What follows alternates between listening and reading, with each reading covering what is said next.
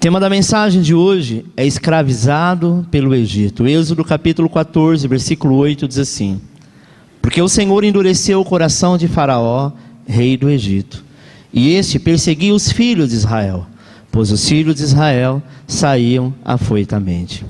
Os egípcios, com todos os cavalos e carros de Faraó, e os seus cavaleiros e o seu exército, os perseguiam e os alcançaram acampados junto ao mar, perto de Pai-Airote, diante de Baal-Zefon. Quando o Faraó se aproximava, os filhos de Israel levantaram os olhos, e eis que os egípcios marchavam atrás deles, pelo que tiveram muito medo os filhos de Israel, e clamaram ao Senhor. Sabe, irmãos, esse texto diz que através de Moisés, as 10 pragas do Egito foram liberadas. E você conhece as pragas, já assistiu o filme, já assistiu o desenho, já assistiu o seriado na Record, então já sabe de cor e salteado, não é verdade? Mas uma coisa interessante que nós às vezes cansamos de ver, mas não conseguimos entender o porquê, e isso se manifesta nos dias de hoje, é a mesma teimosia das pessoas. Eu vi uma história, não sei se é verdade, mas eu acredito que sim. Hoje em dia é proibido, mas na minha época, quando eu era criança, era muito normal você ir em alguns lugares, né? Principalmente em alguns bairros, eles pegavam aqueles terrenos vazios e montavam um circo. Quantos já viram aquele circo que ia de bairro em bairro, de casa, de cidade em cidade? E você via elefante, via urso. Era muito normal ter elefante. Engraçado que o elefante, eles prendiam o elefante, que é um animal tão forte, né? Que tem uma força muito grande, apenas com uma cordinha de varal no seu pé e com um prego fincado no chão. Por muito tempo eu olhei aquilo e falei, nossa, mas por que ele não foge? E uma vez eu ouvi uma história que diz o seguinte: você já ouviu dizer que memória de elefante, porque o elefante ele tem uma memória muito boa, e aquilo que aconteceu há algum tempo na sua vida, ele guarda isso por muito tempo? Então, dizem que quando vão domar os elefantes, eles prendem o filhote do elefante com uma corrente muito forte. E eles cravam um cravo no chão, e toda vez ele tenta puxar com a perninha, e ele vê que é impossível, ele não consegue sair dali. Ao longo do tempo, isso fica marcado nele. A sua mente fica escravizada por aquele sentimento, ou por aquela tentativa que por muitas vezes foi frustrada. Assim é o ser humano. O ser humano, por muitas vezes, ele começa a tentar tantas coisas na vida, e por alguma razão ele não consegue. Lá na frente, quando ele tem uma nova oportunidade, ele diz assim, não, eu já tentei de tudo, mas não vai dar certo. Eu já passei por isso e realmente não vai dar certo. E aí o elefante, amado, é mais ou menos isso.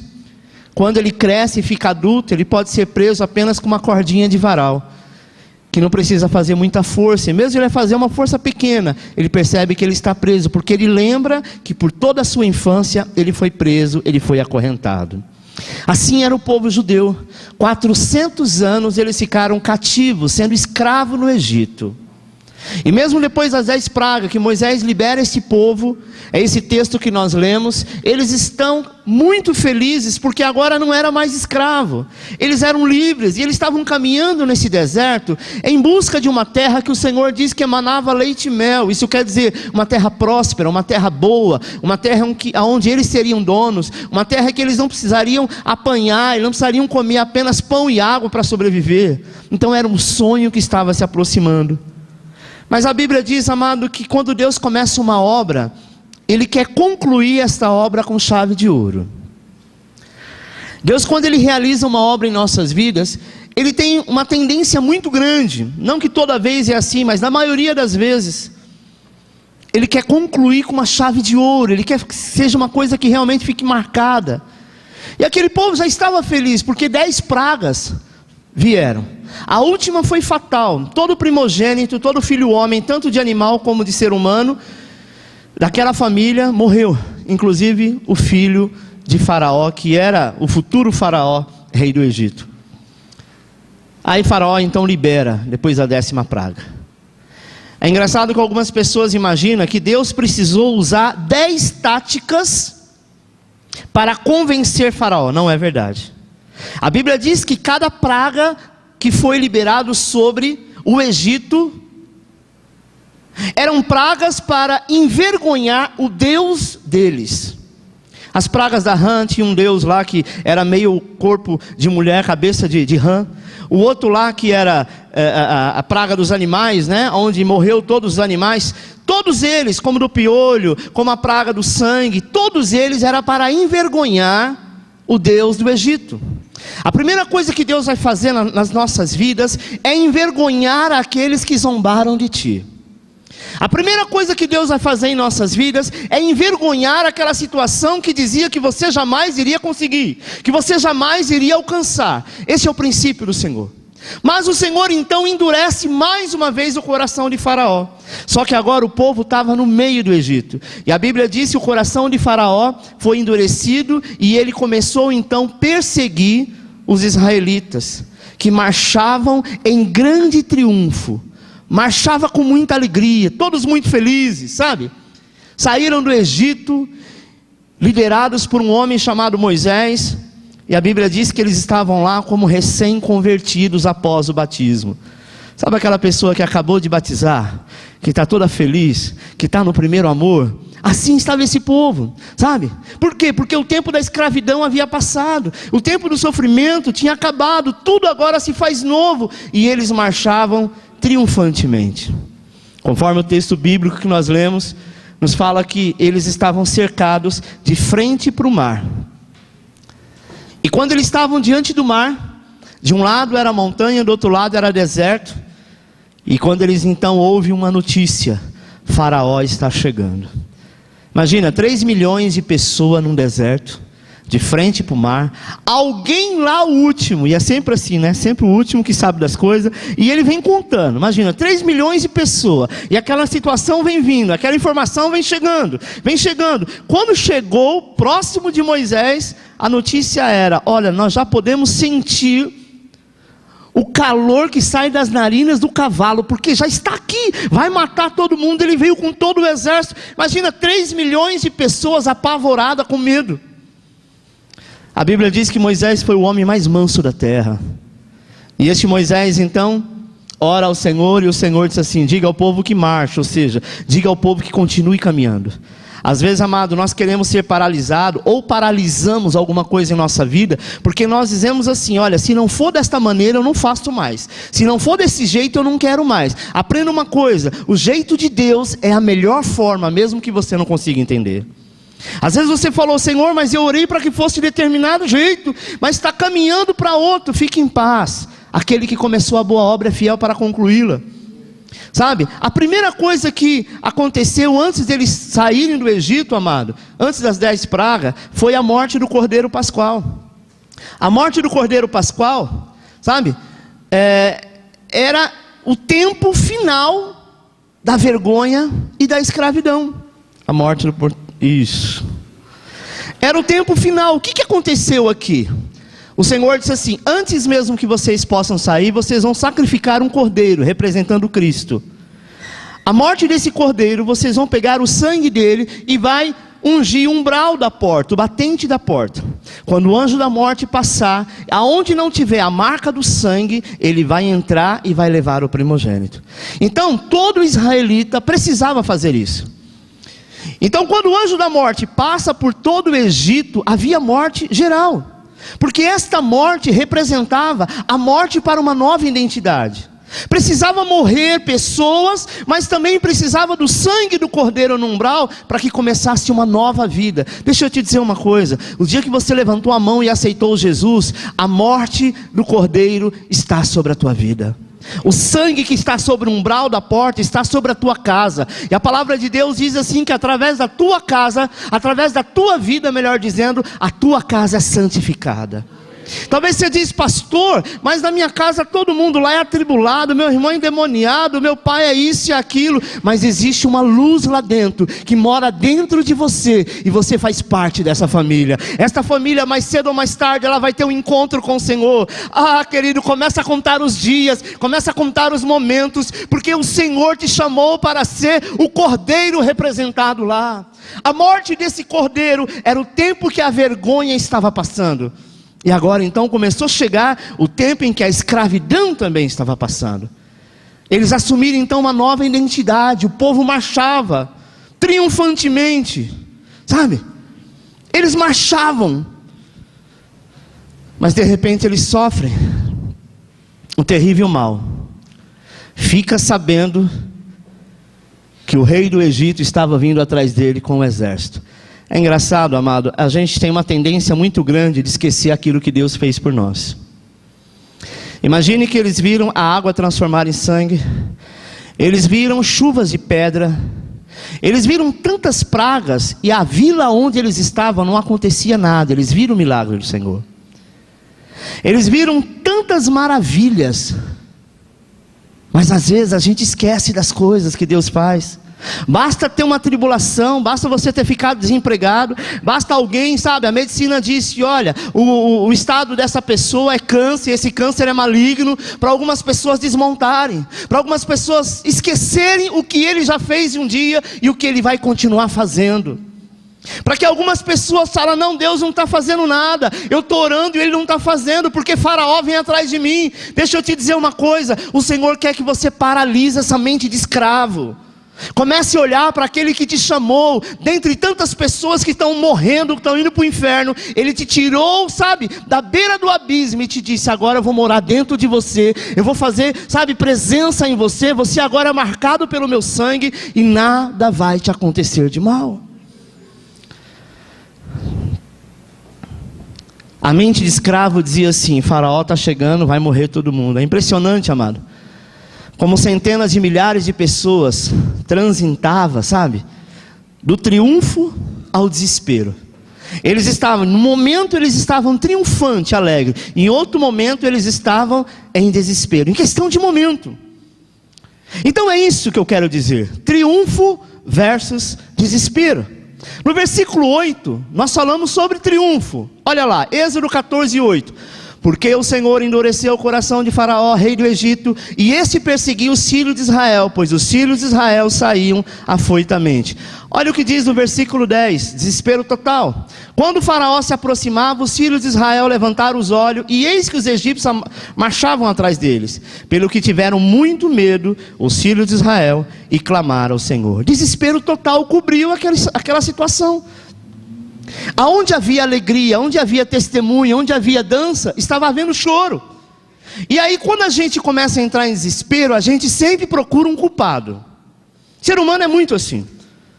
Deu alguma coisa errada, aonde eu errei? Se ele não conseguir culpar ninguém, ele culpa ele mesmo. Aonde foi que eu errei, Deus? O que eu fiz? Qual foi o pecado que agora me sobreveio este mal? Sabe? Aí, amado, esse desespero total, por quê? Porque eles descobriram que os egípcios se arrependeram de ter deixado eles embora. Essa é a mente de escravo. O Egito não liberou ninguém. Quem tirou eles lá com mão forte foi o Todo-Poderoso. Às vezes você acha que alguém te deu alguma coisa, que o seu patrão é uma pessoa muito boa, ele resolveu colocar você num cargo maior. Eu quero te dizer que a mão forte do Senhor está sobre a tua vida. E Ele vai usar, ainda que seja mula, como usou para falar com Balaão, Ele vai usar para fazer na tua vida, porque você é uma pessoa que foi resgatado pelo sangue, foi pago um alto preço pela tua vida, sabe? E eles falaram, pronto, agora nós iramos o Faraó. Ele se arrependeu de ter deixado a gente indo embora. Por quê? Porque tinha mente de escravo. Quem é escravo sempre acha que nunca vai sair dali. Quando você é escravo, você acha que você nasceu pobre, vai morrer pobre, todos da sua família é pobre e você não vai conseguir nada. E quando você almeja conseguir alguma coisa bate no teu coração e diz assim, não, mas você não estudou, você não se formou nisso. É claro que nós precisamos estudar, nos formar, aprender, mas o que você mais precisa é estar debaixo do favor de Deus. Eles ainda tinham uma mentalidade de escrava, amada. Aquela provação fez com que praticamente todos os israelitas esqueceu daquele sangue que foi o Cordeiro Pascual. O Senhor disse, nunca mais vocês vão voltar aqui. Esta marca do sangue vai ser por todo o Egito. E eu quero te dizer que não foi o diabo que endureceu o coração de Faraó. O texto que nós lemos diz, e o Senhor endureceu o coração de Faraó para ir atrás do seu povo. Próximo, o sacrifício do cordeiro. Este ato profético que foi feito, o sacrifício do cordeiro, com o sangue do cordeiro, a Bíblia diz que teria que ser um cordeiro sem defeito, e realçava a condição de Israel como um povo exclusivo de Deus. Por que teria que ser um cordeiro sem defeito? Porque só é aceito pelo Senhor quando esse cordeiro não tem mancha, quando esse cordeiro não tem defeito. Esse cordeiro representa a igreja. Esse cordeiro representa eu e você. Por mais que o diabo diz que você não presta, que você é sujo, que você é pecador, que você é maldito, que você é isso ou aquilo, ele diz: você é alguém que eu escolhi como sem defeito. Mas aquele povo ainda estava com a mentalidade de quê? De escravo, sabe? Por quê? Porque aquela Páscoa, aquele sacrifício já não fazia mais sentido para eles. A única coisa que eles pensavam era no problema atual. E o problema atual era o quê? Faraó que estava atrás. Algo parecido, amado, ocorre com alguns crentes. Hoje em dia passam por algumas adversidades. É como se o sacrifício da cruz, o verdadeiro sacrifício que foi o cordeiro, a Páscoa que é Jesus, perdesse significado na tua vida. Sai na rua com medo, faz as coisas com medo. Esquece que o Salmo 34 diz que os anjos não é o anjo. Você não tem um anjo da guarda. Os anjos do Senhor, que são centenas de milhões, acampa-se ao redor daquele que os teme e te livra de todo mal. Você pode ter autoridade, sabe, declarar e dizer: os meus anjos estão comigo. Você sabia que tem uma porção de anjo que te acompanha todos os dias para te guardar? Será que esses anjos estão em crise? São um bando de vagabundo que não sabe, que estão aí dando um rolê e te esqueceu? Não, esses anjos são guardiões que te guardam todos os dias. Nós é que deixamos eles de lado e dizemos: não, eu preciso, sabe, vigiar. Claro que nós temos que vigiar, mas saiba que tem alguém que vigia por você 24 horas. A Bíblia diz: o Deus de Israel, o guarda de Israel, não tosquenejará, que quer dizer cochilar. Ele não cochila, ele não dorme, porque ele está contigo todo dia. Quem é mãe aqui? Levante a mão. Se você pudesse ter o poder, sem seus filhos saber quando eles saem de madrugada e os seus olhos estão vendo onde eles estavam, você faria isso? Era bom essa tecnologia? E você é um mero mortal. Você não pode isso. Só você colocar um GPS, mas você não pode estar em todos os lugares ao mesmo tempo. Pastor, eu até gostaria, mas eu tenho 3 filhos. Um foi para o norte, outro foi para o sul, outro foi para o leste. Como é que eu acompanho? A Bíblia diz que os olhos do Senhor estão sobre toda a terra, e Ele cuida dos seus. Então, irmão, não precisamos ter medo.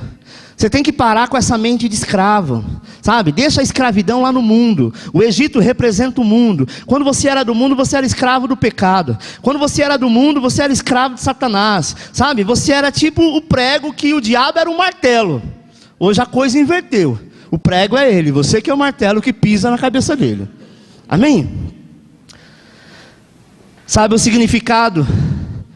É que as pessoas retrocedem e voltam para o mundo e se tornam em situações, passam por situações piores até do que antes. Por quê? Porque tem uma mentalidade de escravo. Ter a mentalidade de escravo é depender que alguém está te levando. Já viu aquela pessoa que ela é autossuficiente para fazer as coisas, mas ela sempre procura alguém? Não, vamos lá comigo. Não, eu não sei fazer. Não, vai lá, faz por mim. Às vezes você acha que ela é medrosa, às vezes você acha que ela é folgada. Não, ela está ainda com um procedimento de escravo. Aquela pessoa que tem medo de orar e diz: não, eu vou chamar o pastor, vou chamar o líder da célula. Porque a oração dele é mais rápido, chega no céu. A oração dele, Deus ouve. Isso são mentalidades escravas que nós trazemos do mundo. Porque o mundo é que gosta de guru, não é? O mundo é que gosta desse negócio do guru. O guru, se ele flutuar, o guru, se ele ficar sem comer, o guru, se ele não se vestir parecendo um mulambento, aí é que ele é bom. As pessoas têm disso. Deixa eu te dizer uma coisa. O mesmo Deus que habita em mim, habita em você. O mesmo Deus que habita na igreja, habita na tua casa. Sabe, irmãos, da mentalidade de escravo era o que eles faziam. Eles cometiam o pecado da murmuração. Amém? Quando eles murmuravam, é igual a esta imagem que você vai ver agora. O cérebro dele, a mente deles estavam acorrentadas, pessoas limitadas. Vai até um determinado momento e não consegue avançar. Por quê? Porque são escravos. Escravo de um sistema. Já viu pessoas que trabalham anos numa empresa? Lá ele era um expert em tudo, e quando ele sai de lá, ele se sente um energúmeno. Ele se sente um nada, porque o que ele sabe fazer, 30 anos eu só fiz isso, pastor. E não era só isso. Ele não dominava só aquela máquina, só aquele escritório, tinha muitas coisas, mas ele estava com a mente paralisada, escravizada, achando que ele nunca vai conseguir avançar, e que talvez os anos passaram e ele perdeu o foco. Deixa eu te dizer uma coisa. José saiu de uma cadeia para governar a maior nação da época, que era o Egito. Ele poderia ter se formado, ser PhD em qualquer coisa, em administração. Mas uma coisa ele tinha, um coração para Deus. E é isso que você precisa ter.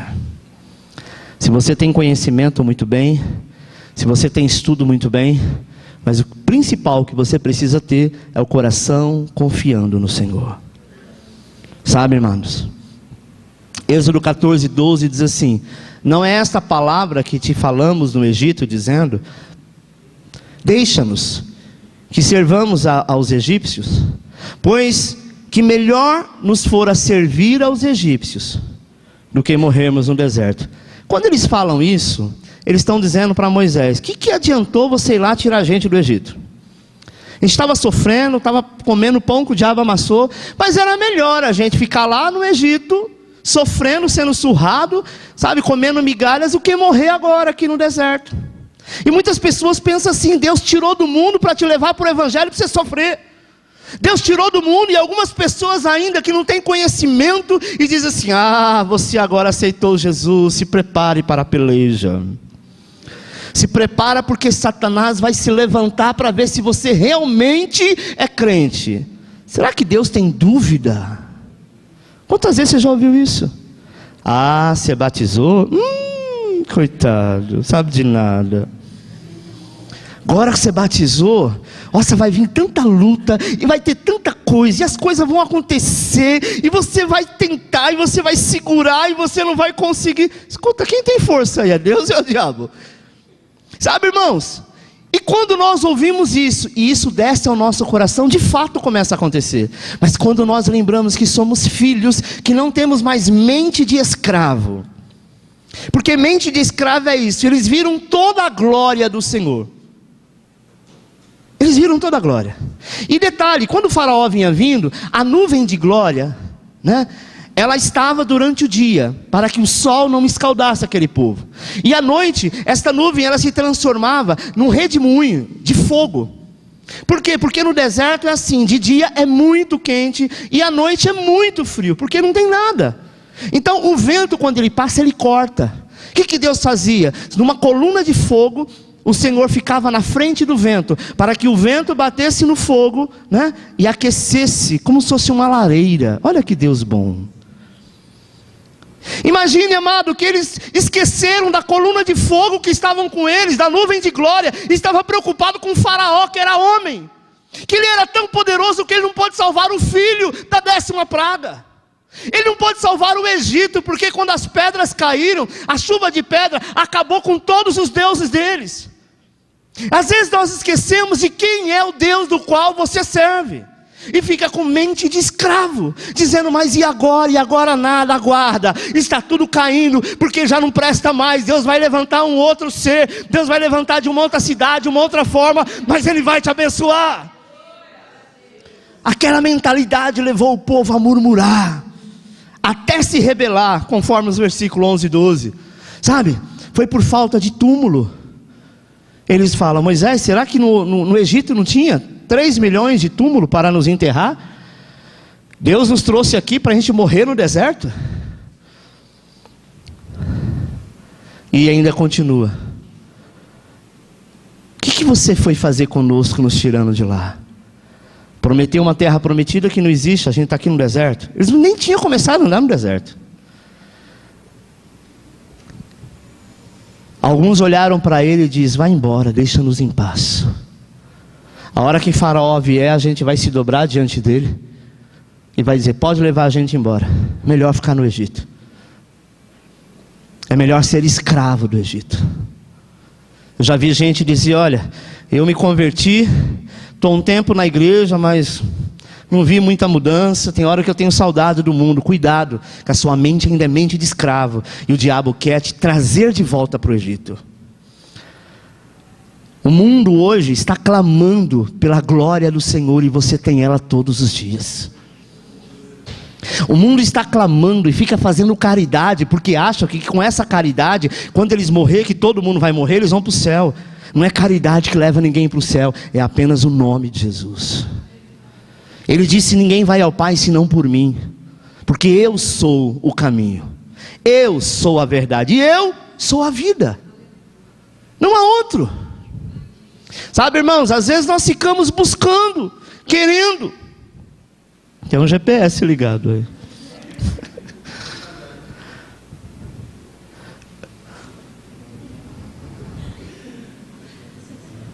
Eles diziam: antes ser escravo do Egito do que morrer no deserto. Deixa eu te fazer uma pergunta, amado, seja sincero. Você acha que tudo que você passou, chegou até aqui, o Senhor te chamou pelo teu nome, te limpou, te purificou? Para quê? Para chegar no meio do caminho e falar: sabe o que é, Maria, João, Manuel? Acho que eu me iludi com você. Você não vale nada mesmo não. Cansado de você. Que morra, vá para o inferno. Porque é o inferno que você quer. Eu tiro o seu pecado, você vai e volta do pecado. Eu tiro você do pecado, você vai e volta. Fica aí, desgraçado. Você acha que Deus faria isso?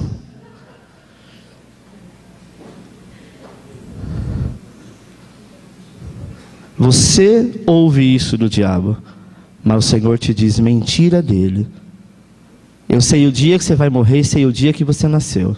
Eu sei todas as suas levantadas na vida e as suas quedas, e mesmo assim eu te amei.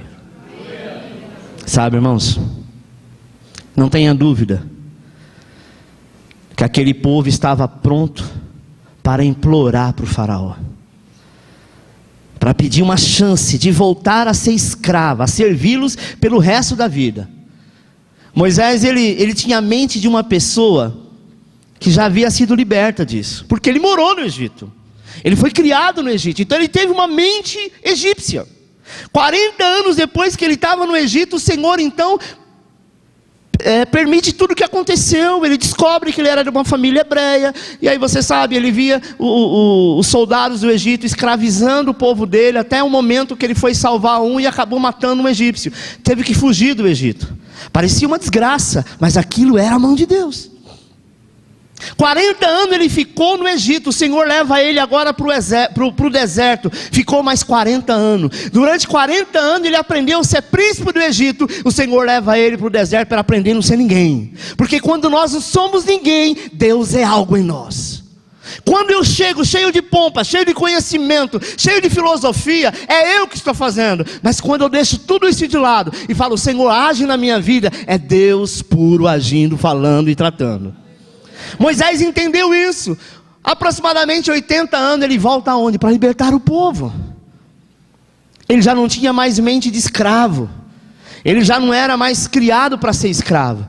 O Senhor agiu para que ele fosse o libertador de Israel. Ele foi criado junto com os nobres, porque ele sabia como era a cabeça do nobre e sabia como era a cabeça de escravo. Sabe, amado? Deus quer que você tenha uma mente que te liberta. Como que eu devo ter essa mente? A mente de Cristo. No meu lugar, Cristo faria o quê? Isso é mente liberta. Só que às vezes a gente vai tomar algum conselho, a gente toma conselho sendo cristão de ímpio. Você chega para o ímpio e diz assim: olha, tal coisa aconteceu, uma pessoa fez isso, a esposa me traiu, o marido me traiu, meu patrão fez isso ou aquilo. O que você faria no meu lugar? A pessoa é escrava, ela vai falar o quê? Um conselho de escravo. Ah, se fosse eu não deixava barato não. Vai lá, mete no pau. Tira tudo que ele tem ou que ela tem. Ah, se eu fosse você, pagava com a mesma moeda, porque se fosse eu, faria assim. Sabe o que a Bíblia diz? Todos aqueles que conhecem a palavra de Deus e tomam conselho de ímpio. Coloque no teu coração, o que eu devo fazer? Pergunte para você mesmo e na hora você vai ter a resposta. Nessa situação, o que Cristo faria no meu lugar? E você vai perceber que toda a escravidão vai embora e vai deixar a presença do Espírito de Deus sobre a tua vida. Sabe, amado? Essa é a mentalidade de uma pessoa livre. É demonstrada por Moisés no versículo 13 e 14. Versículo 14, versículo 13. Moisés, porém, disse ao povo: não temais, estais quieto e vede o livramento do Senhor que hoje vos fará. Porque os egípcios que hoje viste, nunca mais os tornareis a ver. O Senhor pelejará por vós e vós vos calareis. Sabe, irmãos, uma coisa nós precisamos entender: enquanto os escravos estavam aterrorizados pelo que estava acontecendo, Moisés declarava ao povo: não tenha medo. Não tenha medo. Vai ficar tudo bem. Pensou um ladrão está entrando na tua casa? Aí está você que é o pai, a sua esposa e seus 2 filhos. A esposa e os filhos estão morrendo de medo. Pensou se o pai também entra em desespero? Alguém precisa ser cabeça fria nesta hora. Mesmo que seja imaginário, mas tem que ser. Não é verdade? Por quê? Porque todos olham para o pai. E o pai fala: calma, fique em paz, eu vou resolver. Ele pode estar tremendo, mas ele não pode mostrar isso. Eu quero te dizer que Deus te levantou na tua casa para ser essa pessoa, para apaziguar, para colocar água, para colocar, sabe, os panos quentes e dizer: fique em paz, vai dar tudo certo. Mas eu não estou vendo, mas não é para ver. Deus vai agir com milagre. Deus só age, amado, quando nós agimos dessa forma, sabe? Não tenha medo. Fica firme, você vai ver o livramento que o Senhor vai dar. Mas pastor, por que Deus permitiu isso? Para você ver a mão dele te livrando. Aquele povo precisava ouvir o que Moisés disse. Você está vendo o Egito que vocês estão com medo? Hoje é a última vez que vocês ficam sabendo deles. A última. Por quê? Porque você achou que Deus terminou o seu trabalho naquele momento da morte dos primogênitos. Não, Deus não estava satisfeito. Sabe o que Deus fez? Acabou com todos os homens do Egito. Todos. Só ficou o faraó. Agora imagina a vergonha. Faraó tirou todos os homens do Egito, só ficou as mulheres e crianças no Egito, e levou para o deserto. Era isso que Deus queria. E lá no deserto, você sabe que o Senhor diz para Moisés: estende o cajado, fala para o povo sentar. O filme mostra o seguinte, que Moisés, o faraó vinha vindo atrás, e Moisés então, sabe, também com medo, estende o cajado e o mar abre. Não é verdade. Se você ler o texto, diz o seguinte, que o Senhor fala para Moisés: agora pede para o povo sentar. E o povo senta. Imagina, o inimigo atrás e Deus mandando você sentar. O inimigo querendo te engolir, Deus fala: senta, calma, você quer uma água? Respira fundo. Não, calma, fica quieto, você vai ver o que Deus vai fazer. E o povo começou a ficar cansado, tomado pelo medo e pelo cansaço. Sentou em toda a extensão do mar, olhando para o mar, porque não tinha para onde sair. E a Bíblia diz que Deus soprava um vento, e este vento veio enquanto o povo estava cochilando, alguns dormindo. O dia clareou e o mar estava aberto. Isso prova que o faraó não estava tão perto, ele estava longe. Mas quando a gente está com medo, parece que o problema está aqui do lado. E faraó precisava chegar, mas quando o faraó chegasse, o mar já tinha que estar aberto. Para quê? Para que 3 milhões de pessoas atravessassem o mar, e quando tivesse do meio do mar para frente, Faraó dizia: assim como eles podem entrar, nós também vamos entrar. Ele ficou e todo o exército foi. Quando o último que passou, que foi Moisés, eu queria estar lá nessa hora. Todo o exército do Egito estava no meio do oceano. O Senhor falou: Moisés, oi, toca nas águas, para já. Agora eu quero ver. Sabe? E a Bíblia diz, amado, que o povo judeu passou por este mar com os pés a seco. Contrário do povo do Egito, que quando passou pelo mar, as mesmas terras, areias, que era seco para o egípcio, eles atolavam, os carros deles caíam, os cavalos tropeçavam. Sabe, começou aquele tumulto de pessoas, para quê? Para ganhar tempo. E enquanto nós estamos desesperados, Deus está olhando do alto do céu e diz: fique em paz. Às vezes Deus testa a nossa paz, a nossa paciência. Mas se só te resta uma única coisa, amado: aguardar no Senhor. Às vezes Deus permite em algumas situações, você não tem por onde correr. Porque se Ele deixar algum escape, você ainda vai querer correr para a lateral.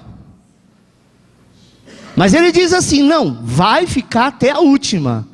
E você vai ver com os teus olhos a mão do Senhor agir. E aí acontece que Moisés, eu acho que nessa hora ele nunca pegou o cajado com tanto prazer. E tocou nas águas. E as águas começaram a fechar de trás e de frente, ou seja, eles não tinham como voltar e não tinham como correr, e o mar engoliu a todos eles. Agora imagina o faraó, que se dizia ser o Horus vivo, o Deus na terra, porque isso era o ditado dele, era isso que ele dizia. O faraó era representado o Deus vivo na terra. O Deus vivo de Israel provou que ele está vivo e que ele realmente vai de encontro com os seus filhos. Aí o faraó, o Horus vivo, o amado de Ptah, teve que voltar para a sua terra, envergonhado, humilhado, sem carro, sem cavalo, sem nada, sem arma, sem cavaleiro, e ainda dizer para aquelas esposas, sabe, para aqueles filhos, que o pai deles havia morrido e que o Egito ficou envergonhado. Sabe, irmãos, foi o próprio Deus que impediu que os egípcios chegassem até os israelitas. E também os israelitas lhe se entregassem à escravidão. Porque se Deus permitisse que Faraó chegasse perto de algum deles já teria parado e se prostrado e adorado o Faraó. A pior coisa na vida das pessoas é ser livre em Cristo, mas ainda continuar com uma mentalidade de escravo. Deus te tirou do mundo, o mundo não te valia nada e nunca valeu nada para ninguém. Não queira imitá-lo e não queira voltar para lá. Porque você vai voltar a ser escravo do diabo. Você vai voltar a ser peteca na mão de Satanás. Quantas pessoas vivem assim, sabe? Quando passa por algum tipo de problema, já vem o saudosismo que, na época que eu estava no mundo. O mundo é uma tipologia do Egito, sabe, irmãos? Sobre o jugo de Faraó, que é uma tipologia de Satanás. A Bíblia diz que o mundo jaz no maligno. Jaz quer dizer está morto. O mundo já está morto pelo maligno. O que eu quero fazer no mundo? E muitos murmuravam, sabe? Não crendo no livramento do Senhor. Eu acho que eu não poderia ser Deus por um dia, nem você. Porque a gente ia falar: é? Então vai morrer no Brás. Não é verdade? Vocês estão murmurando? Tá bom, vai para lá, vai ser escravo. Não é assim que a gente faz. Mas o amor de Deus é muito maior do que a gente pode pensar ou imaginar.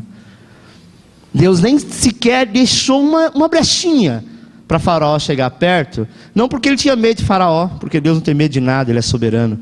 Mas é porque ele sabia que o povo que ele escolheu e chamou pelo nome era covarde. E que com certeza se entregaria. Faraó não poderia voltar dizendo assim: não, é porque não deu tempo da gente matar eles. Mas um deles lá se dobrou diante de mim e até quis voltar para o Egito. Quero te dizer que Deus não vai dar brecha para que o mundo possa dizer que te ganhou de volta.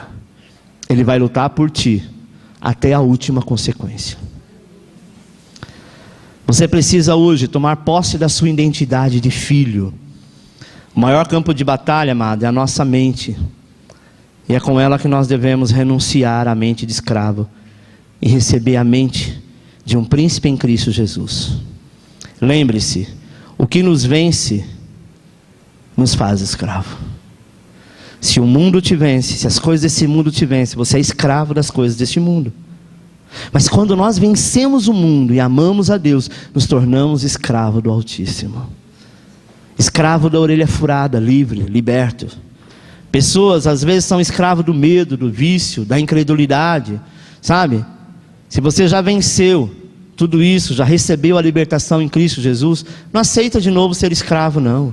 O diabo, ele nunca vai desistir, ele sempre vai falar que você é escravo, que você não mudou, você continua mesmo, que você continua escravizado pelo Egito, mas o Senhor te diz, você é livre e livre para adorá-lo.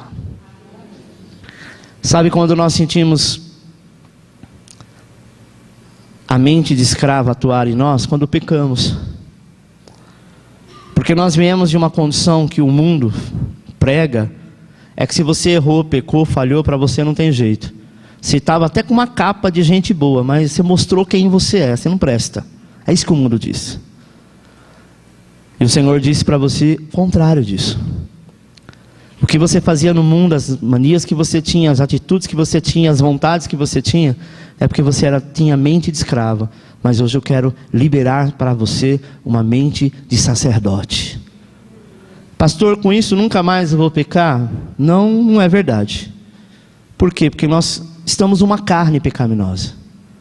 Nós viemos do pecado, infelizmente. Não somos mais pecadores, entenda isso. Mesmo que você vier cair no pecado, você não é pecador. Você é filho e você é salvo. Pecador é aquele que será condenado e vai para o inferno. Mas se no último momento da vida dele, no último segundo de fôlego de vida, ele se arrepender e aceitar Jesus, ele deixa de ser o pecador para ser o filho amado. Deus não criou o ser humano para morar no inferno. Deus criou o ser humano para morar com ele no reino. E eternamente. Amém? Deus te criou para que você pudesse estar com ele todos os dias. Eu quero orar por você.